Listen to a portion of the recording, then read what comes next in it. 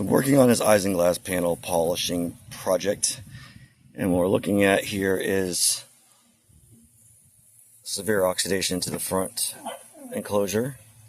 Here is where I sanded on it a bit, and here's where I polished it out and got some clarity. So now it's just on to completing the rest of the face of this, which it goes on to the front of the sport fish.